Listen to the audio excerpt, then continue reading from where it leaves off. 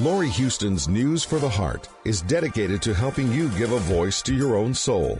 Our hearts have the power to free us from pain and the struggles that keep us from awakening to our true essence. Join Laurie now as we delve into our heart and soul to find the path that will open us to the possibilities and lead us to the life we love to live.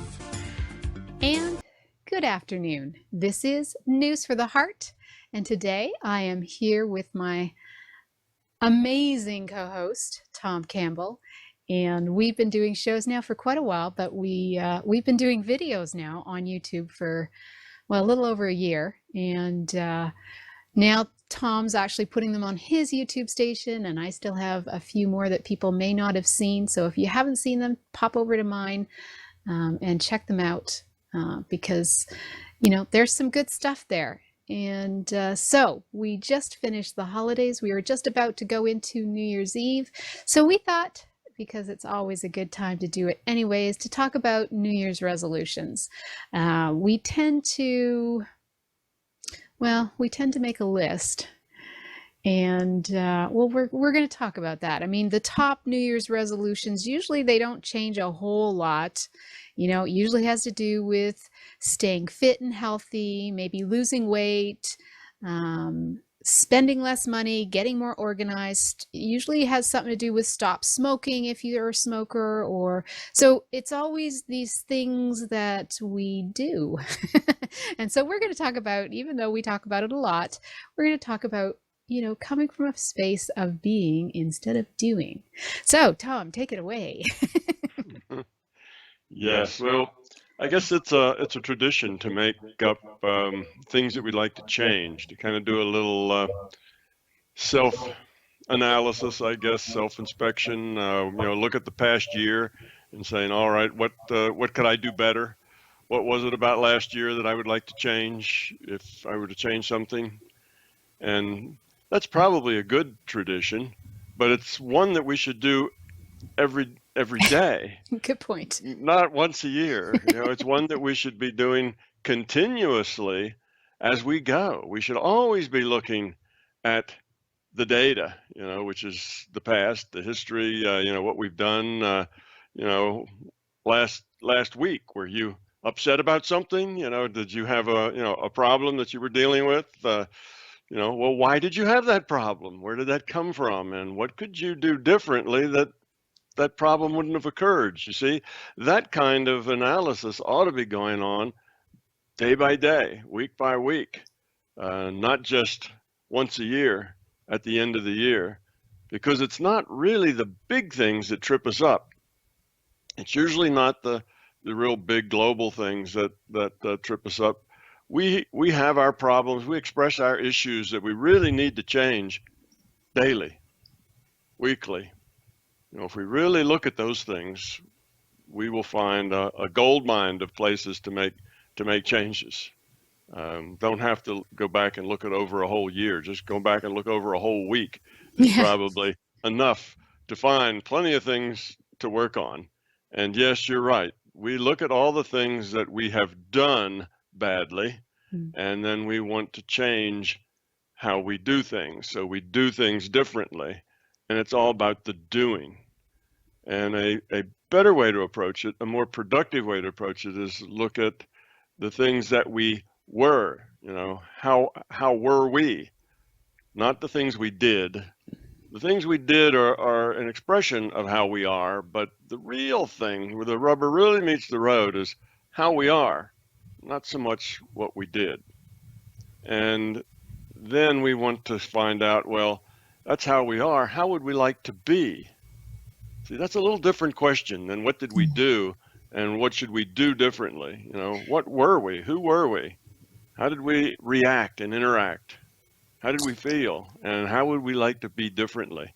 That's and the nice more thing about fundamental. this time of year, though, the nice thing about this time of year is that we just got through with, you know, the major holidays. So in the past week, we've probably interacted with a lot of people. And it's usually those interactions that help us learn where we want to be differently. Yes, that's true. And we interact with those people who generally are close to us. And Can get that's those again where triggers in. that's again where the rubber meets the road. Yeah. And we have these, if you look back over even just the last 2 weeks, probably since Thanksgiving, right? That's when it all starts. So we go back to, the week of Thanksgiving and look at all those times that we were unhappy or upset or annoyed or aggravated. Look at all those negative things. And those are the problem things. Not that the things themselves were the problem, but who you are, who you were when you felt those things. That's really where the problem is. So we look at all those things. Now you can look at the good things too. Look at the times you were happy and the times that you were really feeling good and that everything was great. And look at who you were then. And you'll see there's a difference. There's a big difference in the way you feel and the attitudes you have and the way that you were interpreting your reality between those times that felt really good and really nice and between those times that felt not so good and not so nice. So there's some lessons just in that comparison. But again, don't look at the things, and certainly don't look at what somebody else made you do, because Yeah. nobody else makes you do anything. It's always your choice. So look at yourself. It's all about you. You can't change anybody else but yourself. So just look at yourself and the good times and the bad times. And what's the difference?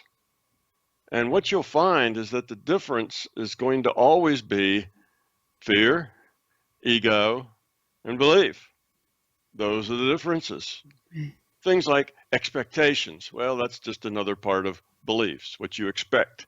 And then people don't meet your expectations, or they don't find you to be as deserving and whatever as you feel you are, and you're not getting the credit you think that's due, or you're not getting the respect that you think that's due, all those sorts of things. It's really all about you. It's not about them. And that's the kind of introspection that we really need to be doing all the time. Because when we make this list about all the things that we should do differently, we're really missing the point about, what makes us unhappy and what would make us, happier. That's not really the point so much as in the doing. And we don't really need a list. It's pretty obvious, actually, what those things are. It's not like we need a list or we just forget about it. They're right there, with us, sitting, on our shoulder, hitting this between the eyes. They're right there all the time.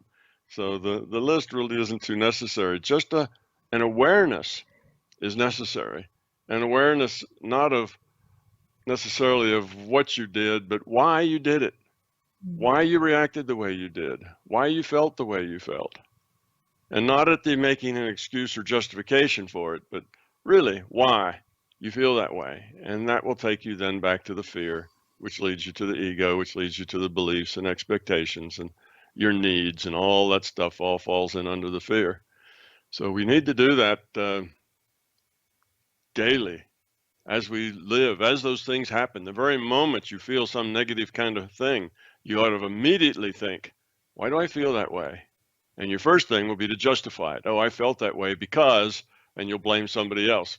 They made me feel that way.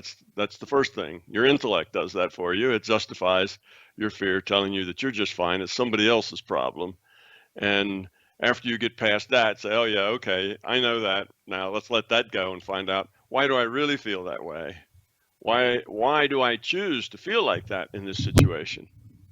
And then you can find the fear and the dysfunction that is causing the problem.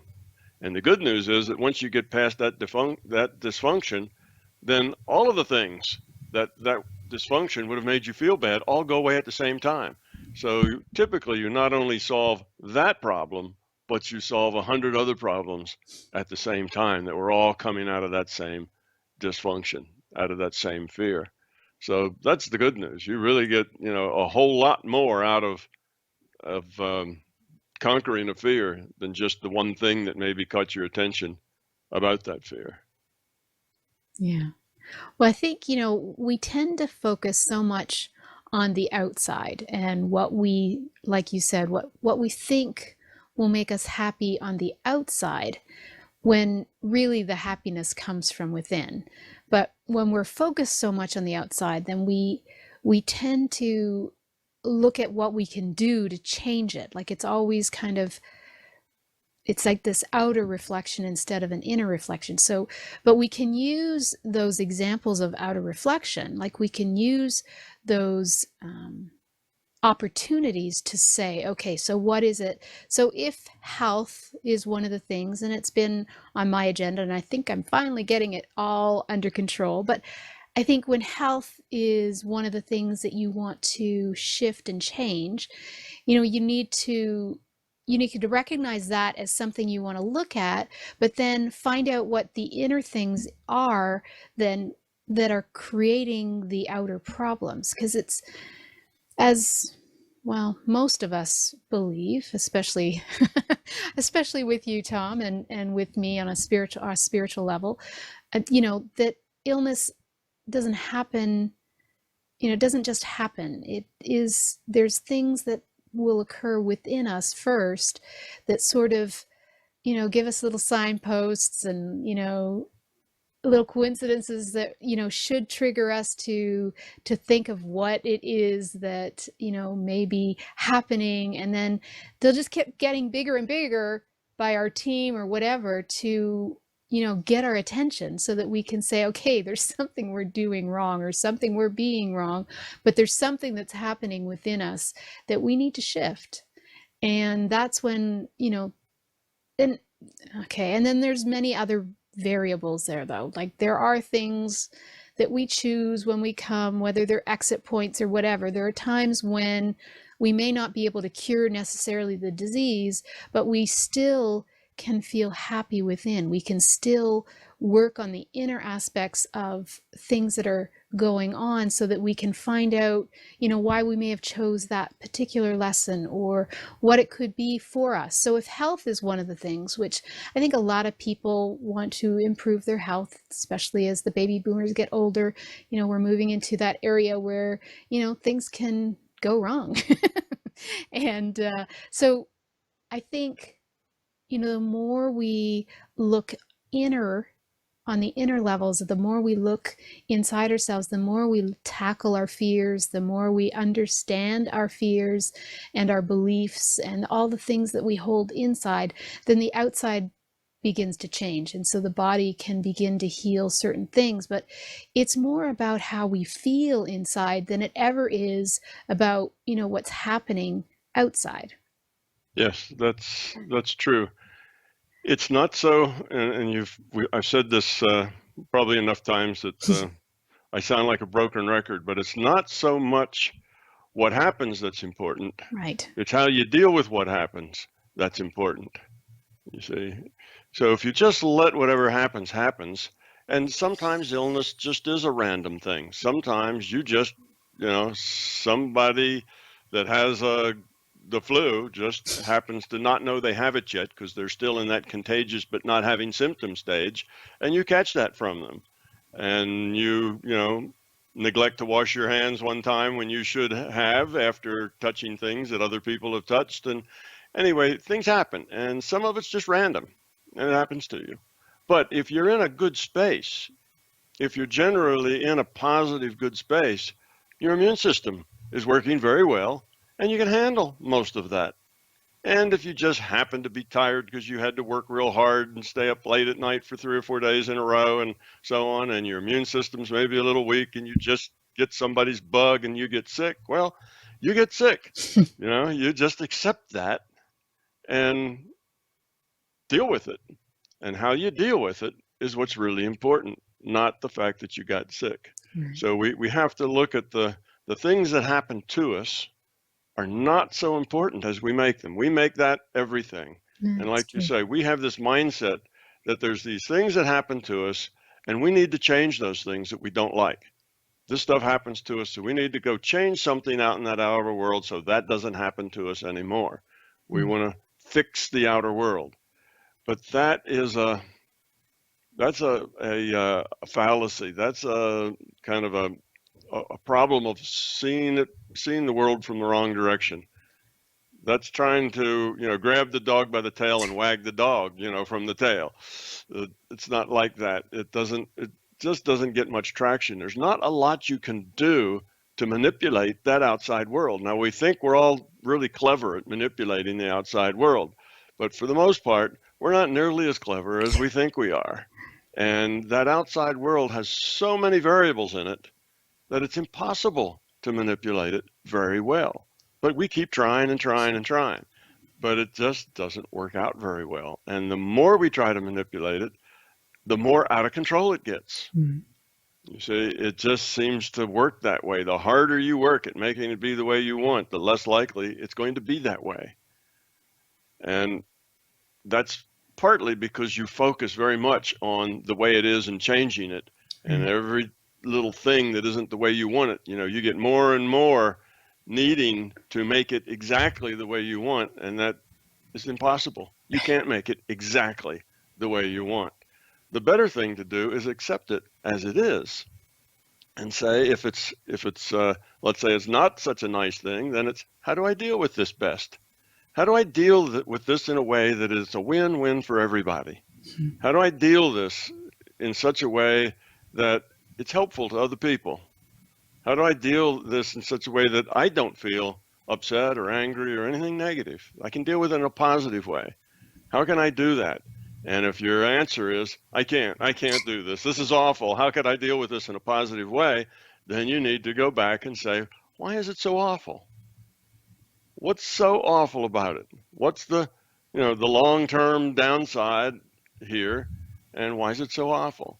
And there's where you'll start to find the fear that things won't be the way you want, that you won't be considered, that you'll be left out, that you'll end up with the short end of the stick, that people don't appreciate you, that people are being not nice to you, it's not what you deserve, and you get into this whole bunch of ego and fears, and that's really why you're upset.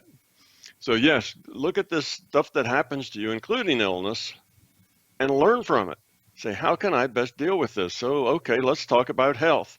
You're, 30 pounds overweight, and you have been having more problems now that you're over, 50 or 45 or whatever your age is. As you get older, more aches and pains and more things seem to go wrong, more visits to the doctor and so on. So what are you going to do about it?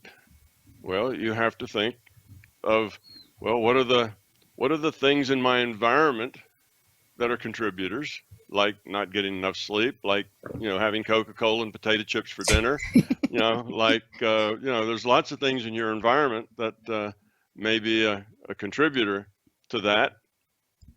And then some of those things you'll just have to accept, like, the children come home from school carrying a lot of diseases, particularly if your children are young. If they're like in the, daycare to elementary school, they'll come home with a new disease, every other week.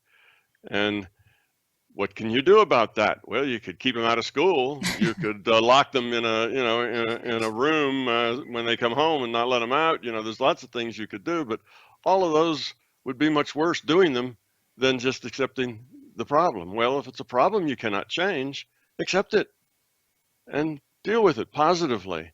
Because if in your head you're thinking, oh no, those kids are going to give me another disease, you almost certainly will get sick over and over and over again.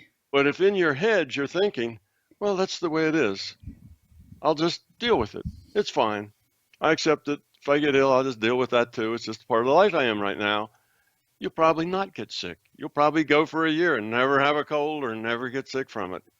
Other people may get it, but you won't, because you have a positive attitude. See, it makes all the difference. Just that attitude toward it will make a difference. That's the placebo effect, if you will, working without the sugar pill. That's your intent, your positive intent towards your health manifesting just because you have a positive attitude. So yes, that's a big part of it, is how we think about it. And the more we try to control it, you see, the more energy we put into the problem. Right. So if it's, oh, I have to control this, that we need to have a way. Whenever the kids come home, they all have to wash their hands, and, we'll rub them down in Lysol or something, before we let them in the house, whatever. And you get all these things where you try to control it and try to control it, and you find out it just gets worse. Not only did you get sick, but, the kids are really unhappy now too. So the situation will just get worse. And I think that's because you're focusing on the problem. Exactly. Right? You're you just focusing keep all that focusing. negative energy. Yeah.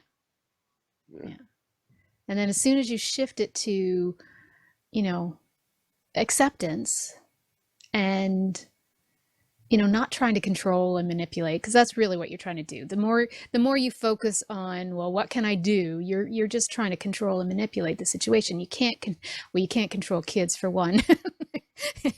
Good luck with that.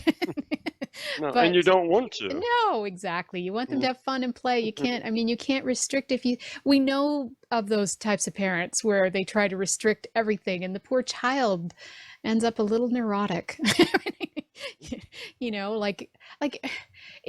I know that things have changed, but wow, things have changed since, I was a child. We didn't worry about going outside and playing in the neighborhood, and there were so many other things that we just, sure, I think kids still got kidnapped, but it just wasn't part of our focus. But now that it's part of our focus, there's so much paranoia, there's so much fear, we feed on that fear, and it's so debilitating to us. Like, it's all those fears and those worries and that we hold on to. Those are the things that make us sick. Like, those are the things that are killing us by holding on to all of that anxiety. I know that people think I'm crazy because I still don't lock my door. I never do. I know that, I live in a big city, but I'm kind of, I don't know. It's never been a concern of mine. And I'm kind of at the back and up, a staircase that, most people wouldn't go up because they would wonder, what's up there. They wouldn't think that it would be, so I don't really worry about it. And I know other people that live in different areas, because they have different fears, they think I'm crazy. But it's all a mindset. Like, I'm not trying to be open to somebody coming in and robbing me. It's just, I just don't fear it. Like, I don't think I think it would be rather silly that anybody would make the effort to do that, because they have no idea what would be up that staircase. So to me, it's just, and there's been many places that I've never locked, just because, I don't know, it just felt safe. Never felt not safe in that way. So it's fears that we hold on to that are the thing that really contribute to how we are in the world. Like, it is how we are in the world, by all those fears that dictate to us, what face we show, what part of us that we reveal to the world. Okay, so yes, the same sort of thing goes with health. Right. And that is that if you have this feeling that you're likely to get sick, that these people have germs, oh, look, that person's over sneezing, I'm going to get sick from that if I'm not careful. Well, if I get on an airplane, I'll surely, get sick of some sort. If you have all of these kinds of fears about getting sick, you probably will get sick. You will draw that situation. You will create that situation. You're putting energy into that probability being manifested. If you have the opposite, if you just think that nobody's going to walk up your staircase and into your home, if you just think that you're not going to get sick, okay, those people are sick, but not me. I'm not going to catch that cold. You probably won't. And you will be that, out of all the people in the room, half of them will catch that cold and some won't, and you'll be of the some that won't. And it's just that positive attitude that protects you. And you can say, if you want to make it a causal thing, you can say that positive attitude improves your immune system. Well, you can say that, but that's just part of it. That positive attitude is just lowering future probability of you getting ill. Right. Doesn't mean you won't get ill. And if you do, then it's a thing to deal with. But if you have a good positive attitude about things, if you're not fearful about things, then those bad things tend to not happen. So you see, what it ends up leading to is that when you give up control, You don't need control. Right. You see, you don't have to Right. control all these people with germs and keep them away from you and make them wash their hands and get your little alcohol wipey and wipe off the handle of your grocery cart before you touch it. You don't have to do all those things. Those things tend to bring you illness, not keep you from illness, because you're focused on the illness. You're focused on the fear of getting the illness, and you think that the things you do are going to prevent it. In some way they might, but in a bigger picture, they don't, because you are increasing the probability of getting ill. So if you don't get it from that grocery store basket cart, you'll pick it up someplace else, Right. because you're putting energy into this from the fear of being sick or the fear of getting ill. So just have a good attitude, have a strong attitude of you're not going to get sick. It's not going to affect you. And that can't be an intellectual thing, though. Right. If inside you're saying, oh, I really don't want to get sick, I'm afraid I will, because over there are sick people and, I'm in this group and I can't leave. And outside in your intellect, you're saying, oh, I'm not going to get sick. I'm not really going to get sick. It's sort of like, saying something and crossing your fingers. You're of two minds there. You are intellectually trying to convince yourself you're not going to get sick, whereas at the being level, you're still fearful. That's not going to help. We're not talking about an intellectual solution here. We're talking about at the being level. You have to feel from the core of you that you're not going to participate in that illness. And if you feel that way, there's a much higher probability that you won't participate in that illness, no matter what happens. Even if somebody sneezes right in your face, there's a good chance you're not going to get sick if you've got a good attitude. But if that sneeze then causes you to get fearful, oh no, now surely I will get sick, then you probably will. So it has, like I say, that's the placebo effect in a different form. Right. You can modify your health just by your attitude and the way you think about it. That's a powerful thing. But what we're actually getting to is this idea that when you are fearless, when you don't have all of these concerns about all the terrible things that might happen to you, whether it's illness or whether it's, whether you get the promotion or somebody else does, or whether it's the way your children are acting or your spouse, it's your whole life like this. When you are positive about things, when you're not trying to control, when you're accepting, when you're just focused on how can I be the best I can be in this situation? How can I be such that, it's a win for everyone? What can I do that is, the best choices that I have? When that's your focus, you don't need control, because all the things that you otherwise would like to have control, they're not a problem anymore. You don't need to control them. All those problem issues went away. They don't happen. You see, so that's the thing. When you get to the point that you realize, I have no control, I need no control, I really don't want any control, I'm just going to live and deal the best I can with what happens, you find out you can't use any control. That actually things work out better for you when you don't try to control them than they do when you do try to control them. When you do try to control them, your fear is feeding the opposite result than what you want. So that's why when you give up the idea of control, the only person you control is yourself. Control yourself, control the way you make choices. And eventually you don't even have to control that, because you'll just be changed at the being level. And now all you do is just be authentic, who you are, and life is good. That's the place we want to get to, because that's easy. That's the easy way to live. You see, there's no stress in that. There's no worry in any of that. There's no fear in any of that. You just be authentic and deal with whatever happens. So now you're in a very good place, and life generally tends to be happy and satisfying, and you feel good. Life is good, and that's really where we're trying to get to. So it's all of that need to control, which is partly what we're doing when we make that list on, to New Year's Day. We're saying, here are the things I'd like to control better. Okay? And it's good to have that analysis and say about change, but not in the sense of here's what I need to control better. here's how I need to change me. Here's how I need to control myself better. And control myself doesn't mean using your intellect to make you act in certain ways. We're not talking about acting. We're talking about being.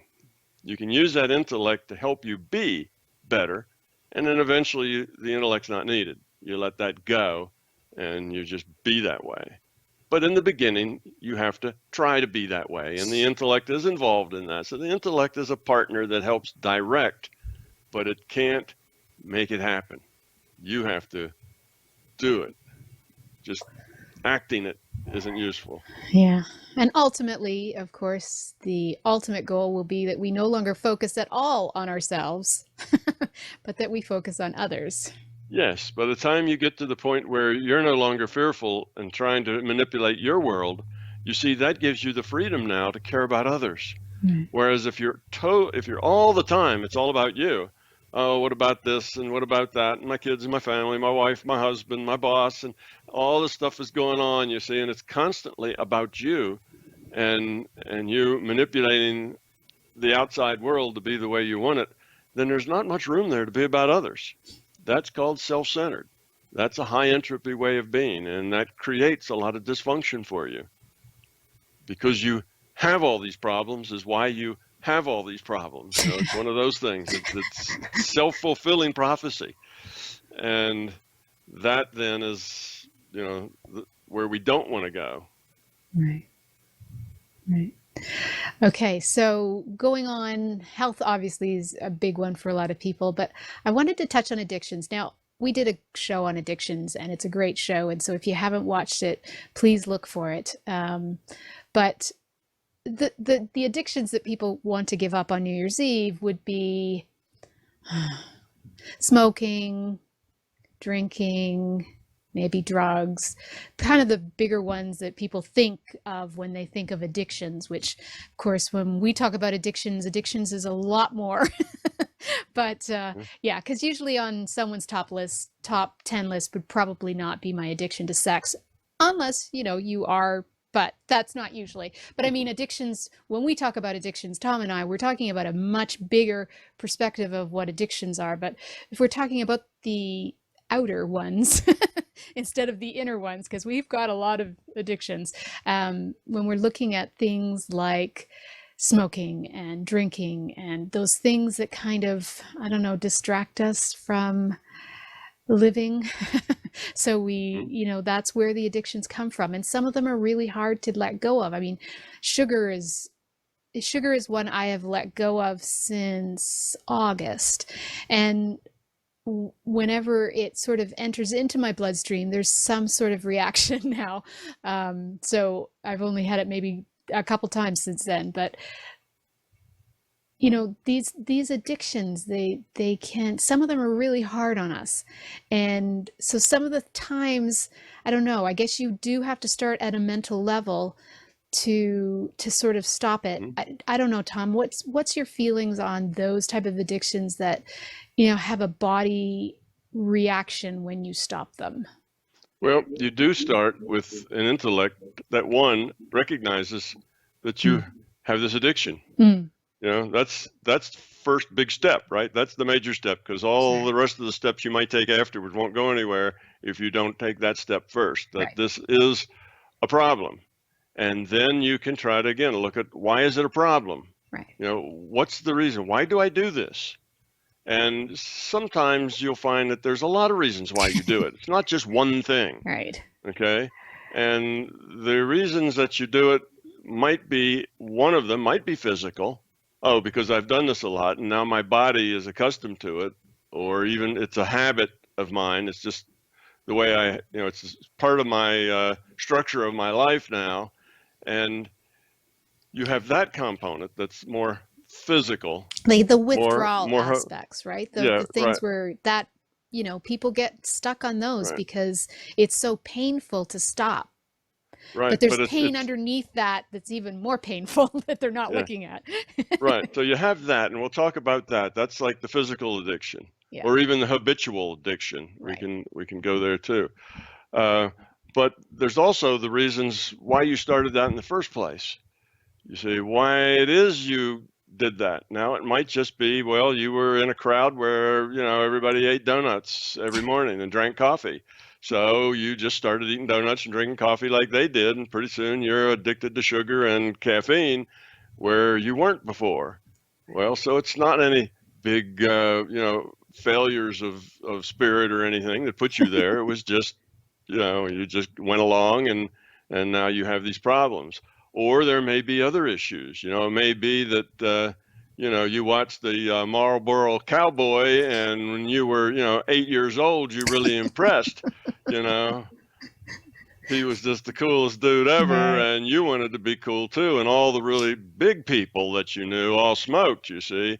And you kind of in your mind got the idea that if you're going to be big and mature and important, then you need to smoke because that's what important big people do. And you see that when you're 10, 11, and 12, Right. and you identify the smoking with being an adult. Yeah. Okay. So if you have insecurities and you feel somewhat inadequate, well, then you're going to start smoking because that's going to help with those insecurities and inadequacies, because that's going to show everybody that you're an adult, even if you're not quite sure that's yourself inside, even if you don't feel, as great as you think you'd like to be. That smoking or that swagger or whatever else it is, behavior that you're doing is part of your cover story. It's part of your story of I'm okay. See here, I'm an adult. I'm grown up. I can smoke, because you can't legally smoke until you're 19 or something. So this is just a way of strutting your maturity. You see. So we start those things because of things like inadequacy and insecurity and so on. And then, of course, we end up with habits. And now we're smoking because our body is addicted to the nicotine. Right. See? So we often have multiple problems. It's seldom just a simple problem, because if you still need that cigarette in order to feel adultish, in order to feel like you're one of the big kids, because when you were 8, you felt real weenie and one of the little kids, and nobody would ever take you seriously. If you still have that need, Right. then trying to get over the physical addiction probably isn't going to work for you, because you still have a need to have that image of yourself. You still want to be up on that horse, like the Marlboro Man. You still want to be, for all these commercials that tried to, trick us into thinking that, if you smoked, you were cooler, better, sexier, niftier, more powerful, more manly, more feminine, whatever, they tried to convince us of these things. Well, that kind of thing works. That's why they use those ads, because they work, and they work mostly on children, and they give children a sense of that's the way reality is, which is irrational, but quite credible to a child. And then once you get older, you don't think of it as being irrational. It's just a part of you. It's inside of you, and you never inspect it for its rationality. It's just the way you are, and you don't know it, but that cigarette that's in your mouth makes you feel more important and more significant, you see? And even if you beat the physical addiction, if you haven't beaten the thing that got you started on that physical addiction, chances are you'll go right back to it, because you still have that sense of feeling more in control, more presence, taken more seriously, if you're a smoker, as opposed to if you don't have that prop anymore. So there's lots of reasons why people do these things. There's lots of reasons why people overeat. It's not just because they're gluttonous or they're very hungry or, they have physiological problems with their thyroid. We have lots of It's a those gene things. problem. Yeah, I those love that one. might be even part of a problem, but they're usually just part of a problem. Right. Often that body image problem goes a lot deeper, you see, and it has a lot more tentacles into your psyche and into your subconscious than you think it has. So when you work on an addiction, you have to work at it holistically on the whole thing. So you work on the behavior, yes, but you also have to work on the why do you have that behavior? And for some people, there'll be a lot of those whys, and for others, there'll be very few, like the person that just started drinking coffee and eating donuts because everybody else did. You see, now he doesn't have a big why other than that. So he gets rid of the physical addiction, then he only has to deal with a one why, which is trying to be like everybody else, trying to fit in. See, that was his why. Instead of saying, well, no, thanks. I don't really do coffee and donuts in the morning. He wanted to fit in and be like everybody else, be accepted. So that was his why. And maybe that's not as big a why as what other people have, but most of us still have whys to deal with besides the physical addiction. Now, the physical addiction is generally, in the media, we see the guy who's the heroin addict, and he has to lock himself in a cage for a month, and he drools and he goes crazy and he does all this stuff before he comes out of it, over his addiction. And we have this idea about how the physical addiction is such a difficult, awful thing. Mostly, it's difficult and awful because of all those whys that are attached to that addiction. I agree. That's why it's so awful. It also is awful because we don't really commit to getting rid of the addiction. What we do is we intellectually convince ourselves that we should change our behavior. So then we try to change our behavior. But at the being level, we haven't convinced ourselves at all that we want to change our behavior. At the being level, there's still all those whys there that we started in the first place. Plus there's, other kinds of insecurities. And, if I'm no longer a dope addict, then I'd have to get a job. I'd have to work all day. I'd have to, put up with a nuisance boss. I'd have to do all this stuff. I get up every morning at 6 o'clock. Do I want that life? You see? So there's other things that come into it. And if we're not committed at the being level, then usually we fail to beat the physical addiction because, the symptoms are just too much, just overwhelming. Well, I tried to quit smoking, but, I gained 50 pounds. I had headaches all the time. I couldn't sleep, and da-da-da-da-da. So, I had to start again. We will create a situation that lets us then start again and justify it. Yeah. So I have found for those people who get committed at a being level, I don't want to be, a nicotine addict anymore. And they really mean that at the being level. It's not an intellectual thing of I think I should quit because everybody tells me I should and because I know it is an intelligent, rational thing to do. See, that's all intellectual. But at the being level, they really want to quit. Those people have very few withdrawal symptoms. They walk away from it and they're done with it. They don't want it. They don't need it. It's not an urge. It's not like, well, every evening, or every morning when everybody's drinking coffee, I just really have this need for a cigarette. They don't have any of that withdrawal. They walk away from it, they're done with it. The people who have the long, drawn-out withdrawals are the people who are trying to quit from an intellectual viewpoint, but at the being level, they haven't bought that story yet. They still have the need for it, and then they go through withdrawals. You see, because though the intellect is saying, no, I don't want to do that, at the being level, it's saying, yeah, just have a cigarette. Oh, just one won't matter. You don't have to do any more after this one, but just do this one. Okay, that won't hurt anything. You can still say you quit.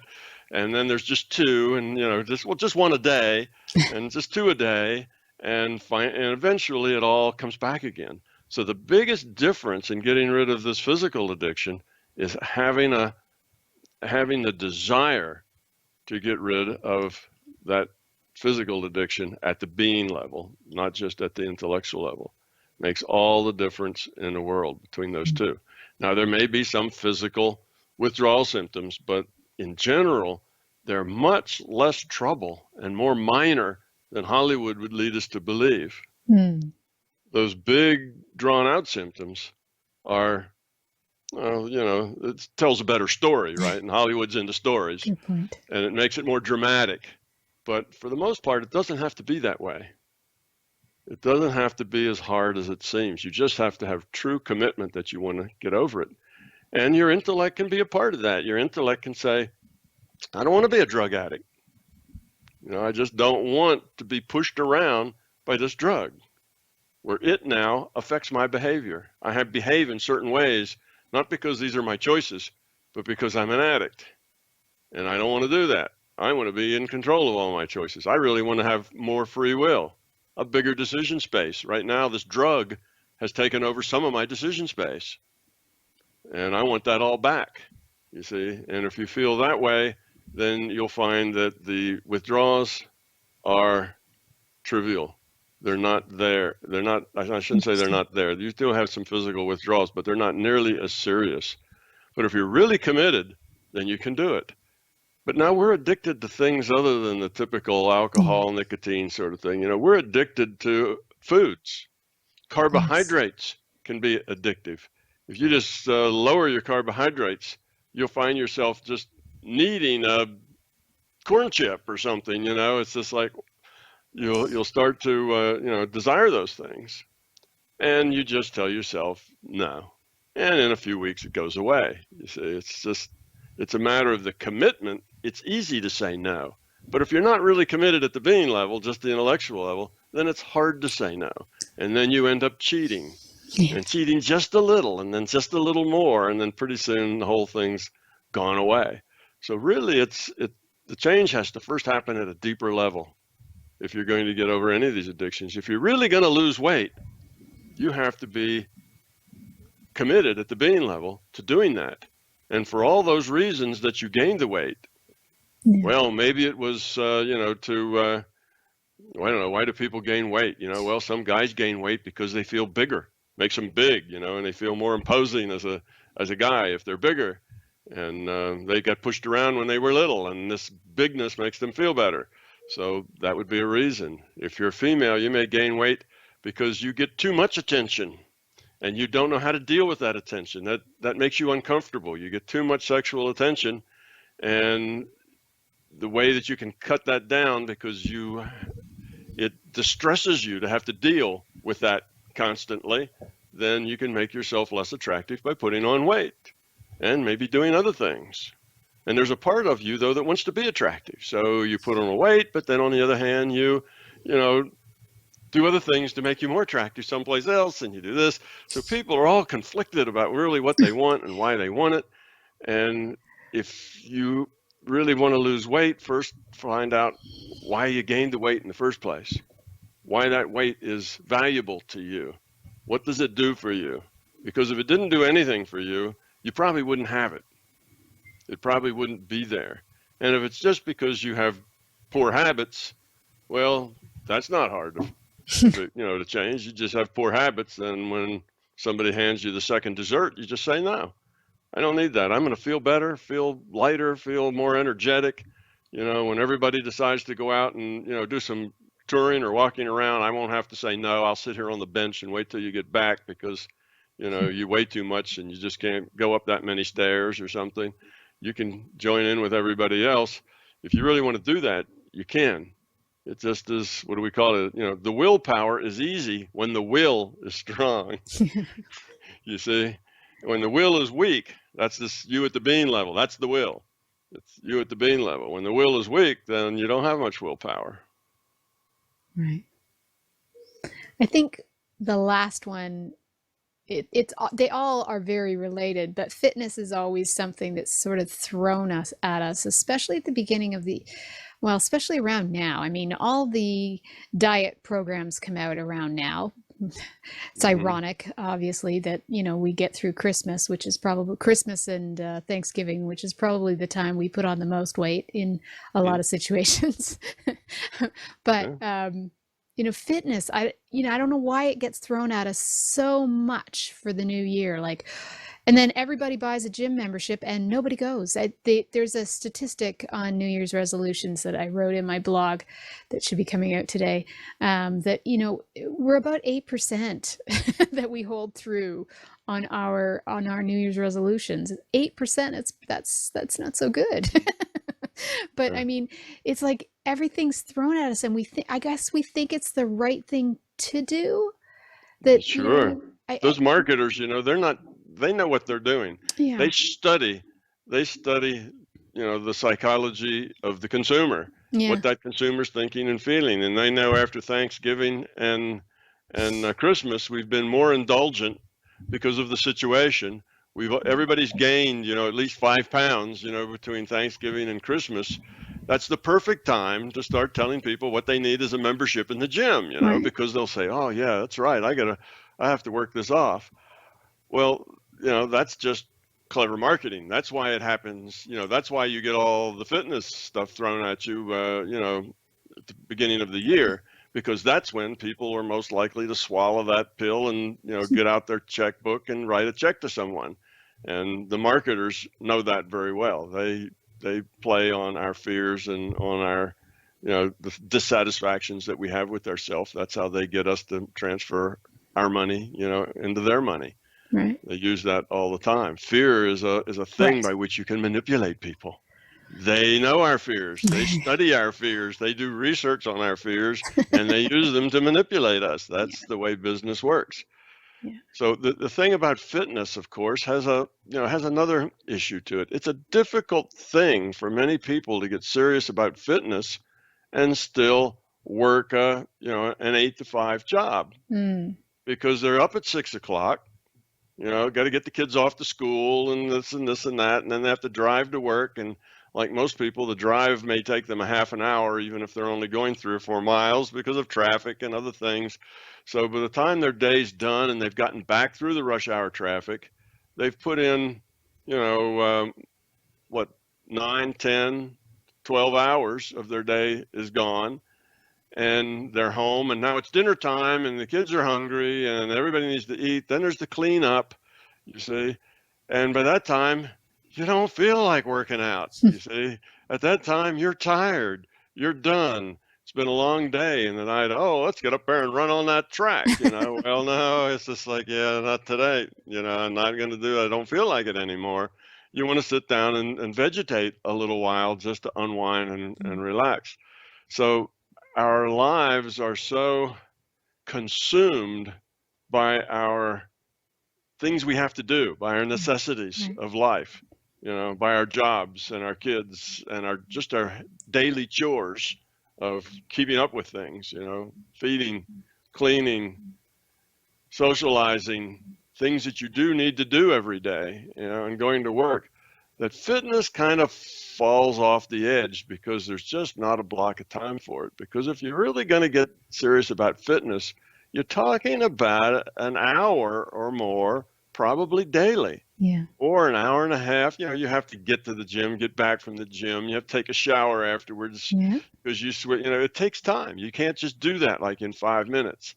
Now you could do little things, but you can't really get serious about fitness in a way that's really going to change your body, unless you're in an hour and a half, 2 hours a day, or at least every other day, or you're just dabbling at it. You're not too serious about it. And most people don't have an extra hour or 2 hours to cram into their day.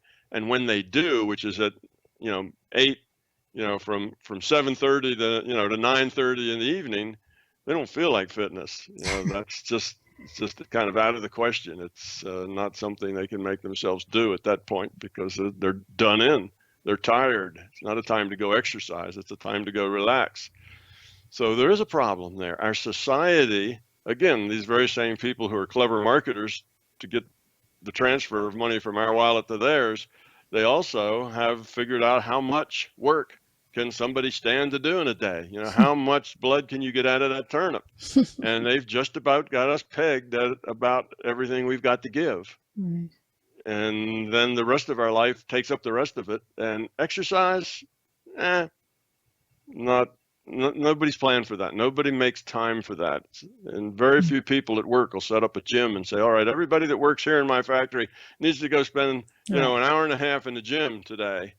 And that hardly ever happens. That's a very rare company that does that sort of thing. Mostly the company, that's your problem, not their problem, you see.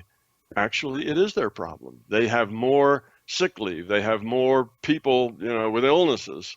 They have more out time because people aren't healthy, because people don't have a lot of time to get fit. Well, you could get fit on the weekend, but then all the things you couldn't do all week long have to get done on the weekend. You see, lots of things have to get done on the weekend. And once a week to do your exercise, Not enough. It's not enough. That's not really going to change your fitness level a whole lot, because you have other things to do. It's not like you're going to run on your treadmill for 10 hours on the weekend. The exercise doesn't work like that. It has to be smaller things more regularly. It has to be a regular kind of thing. A daily thing is best. So our whole lifestyle, our employers, we are taken advantage of as much as we can be taken advantage of, because that's what business does, right? That's the way our culture works. They're going to use people to as much as you can get out of them before they pop, and you'll back up just a little from that pop place, and that's how much you want to use them. So if you're going to work out regularly, you're going to have to fit it into this very, very tight schedule. You're going to have to get up an hour earlier. You're going to have to do it as soon as you come home from work and eat dinner an hour later. You're going to have to watch an hour less of TV, and try to get your exercise in before you collapse entirely. Or you're going to have to work it into your day. You're going to have to maybe not do something that gets you so sweaty, but take a 25 or 30-minute walk, at lunchtime. Do what you can do to do it. But yeah, that's a problem with us. We need to have a little more free space so that we can order our life a little bit. But you can do small things. Right. You can do little things. You can do your Kegels sitting in your car at red lights. You can take when you're at work, you can go up and down the steps instead of using the elevator. You can walk between buildings if you're in that kind of a context at work. You can go out at your lunchtime, take 15 or 20 minutes of your lunch hour to go take a brisk walk. Not enough that you have to go take a shower afterwards, but almost that much, but stay on the side that you don't have to take that shower. So there are little things you can do, and all that will help a lot. And you also just have to have the willpower, the will, again, coming from the being level, just to say no.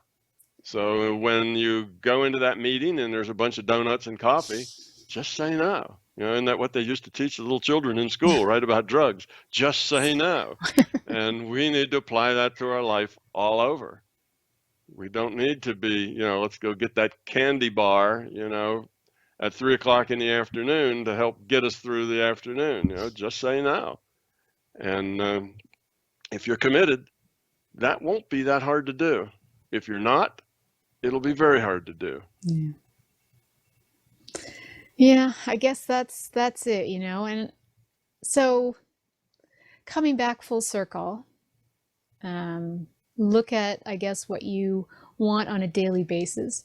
But if you want to set intentions, because I think that's where we have to set most of our resolutions, or what we decide that we would like to change or shift within us, to set intentions, but do it from a place of, I don't know, from the inside. Like for me, it's about choosing happiness or joy or gratitude, looking at how I share my life instead of, necessarily what I want.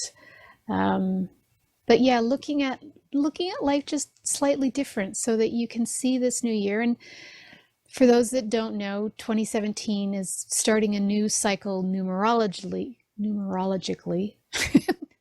Not sure if that's a word or not.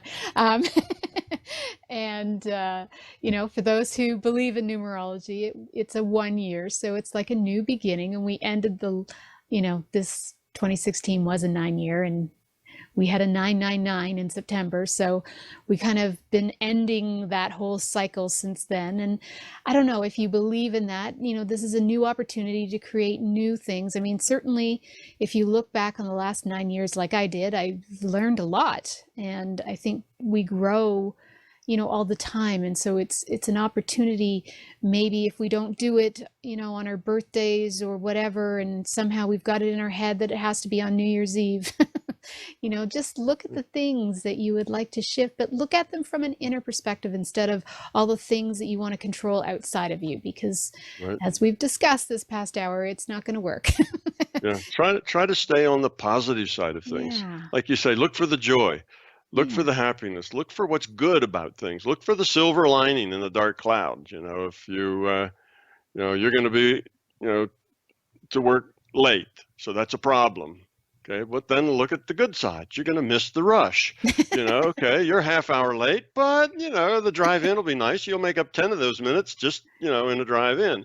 And you got a little extra sleep. Okay, the alarm failed to go off, but so you got a little extra sleep, and everything will work out. If there's something you had to do at work, somebody will cover for you, or it just won't get done, and you have to do it some other time, or the meeting will have to be rearranged. It's not the end of the world. Don't get so much tension and frustration and upset and anger and all of that. Just look at the good side. Say, well, hey, I get a nice drive in this morning, and it's a little different, and I can always, everything will work out. Everything can always work out. Right. Just, kind of know that it can always work out. You just have to give it that positive attitude that will help it work out, that will feed that working out rather than feed that, oh no. Yeah. So always look at the positive things instead of, we tend to dwell on what's negative. The negative things catch our attention, and we think about those all the time, which of course feeds that negativity. And if you think about the positive things that any event may hold for you, what good could come out of this? Well, something awful happens, and you can say, well, sometimes you have to really hit bottom before you turn around and go up. Well, maybe this will be the bottom, or maybe the bottom's further down there yet, but maybe we'll start going up from here, So it's that thing, rather than just saying, oh no, here I am on the bottom, woe is me. That's dysfunctional.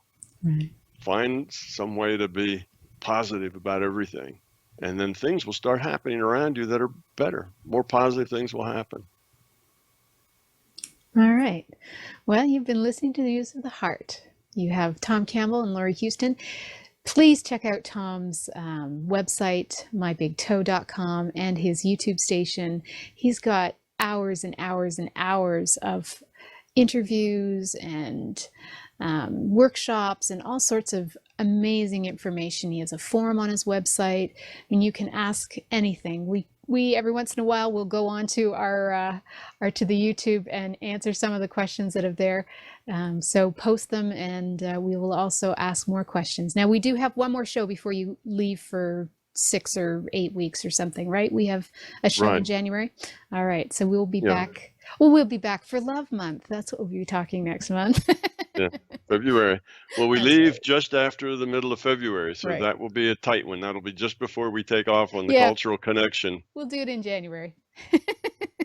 We'll do it at the end of January. Perfect. All right. So you've been listening to News of the Heart, and we'll be back next month. Thank you, Tom. You're welcome. Thank you, Laurie. Have a question for Laurie and want to be on the next News from the Heart show? Drop us a line via instant feedback at bmajor.org. News from the Heart is brought to you by Intuitive Soul and is produced by Major Radio for Clear Channel's iHeartRadio and bmajor.org.